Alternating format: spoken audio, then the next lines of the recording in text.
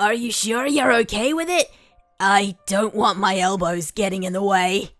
Sero, we're literally in the most aesthetically pleasing place ever. You pouted, dragging him to the picnic blanket you had set down. There's no way I'm leaving without getting some cuddles. Sero sighed. To be fair, the spot you had found was indeed quite pretty. It was secluded, quiet, and peaceful, more than anything.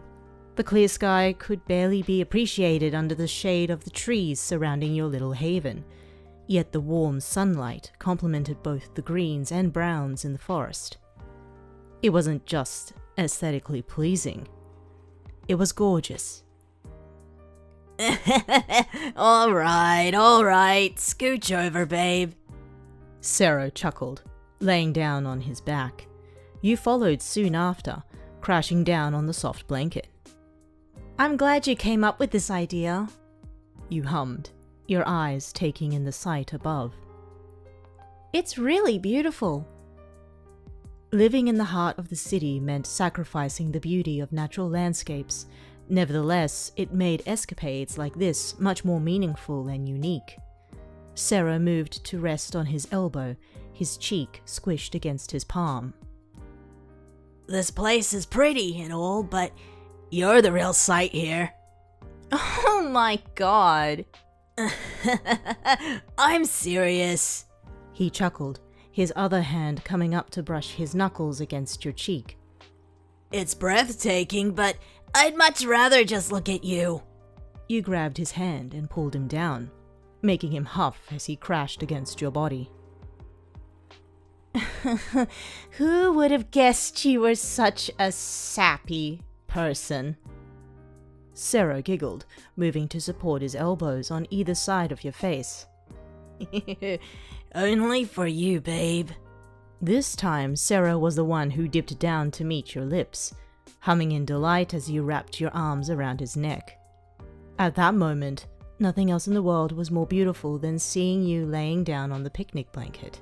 Fallen leaves surrounded your frame, along with small flowers you two had picked earlier tangled in your hair.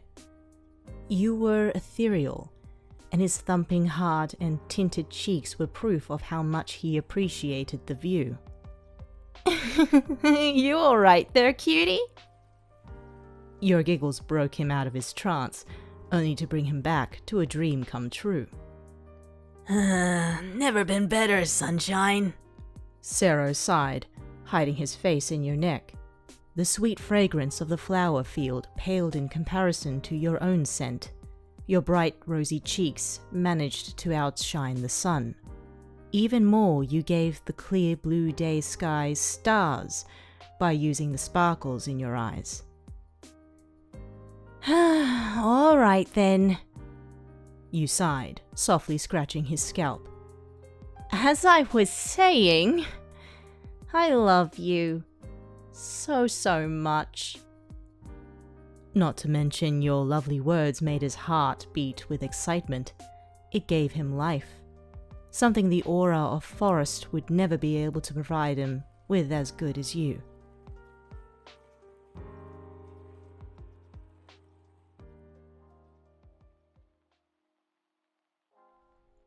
Although time seemed to be frozen in your refuge from the rest of the world, it wasn't long until the sun began to set. We should probably start packing away soon, you pointed out, smiling as Sero blinked away the urge to fall right back asleep. Yeah, probably. He mumbled, his face nestled against your chest. Can we just stay like this a little longer? The wind started picking up, making the leaves in the trees rustle even more than before. Replacing the previous beaming lighting was as much softer, mellow light, peeking through the openings created by the moving leaves. You weren't sure if your shivering was caused by the chilly breeze, or the feeling of Sero's warm lips exploring your exposed collarbone. Babe, come on! You tried, standing up, only to be met by Sero's drowsy groans. As a last attempt, you pinched his arm, making him hiss and loosen his grip on you. Oh no, you're not getting away with that. With his newfound energy, Sero pulled you back down and started to run his fingers along your sides. Teasing caresses soon turned into tickles, making your laughter resonate through the empty woods. Sero? You giggled, squirming against his frame. Quit it! What's that? He leaned down to press butterfly kisses against your cheek, soon trailing down your neck. After a few more seconds of tickling, Sero finally rested his hands on your waist, gently drawing circles there with his fingers. Sorry, traveler. Couldn't help myself. He let a breathy chuckle escape his throat as you tried to regain your breath. You're such a meanie. But you love me. You paused for a moment, pouting. I guess I do. Sero let out a fake cry, clutching at his chest. Oh, that hurts. I'm just kidding. You leaned over to place a kiss against his cheek. I love you, baby. Sero hummed for a moment. No, I love you more.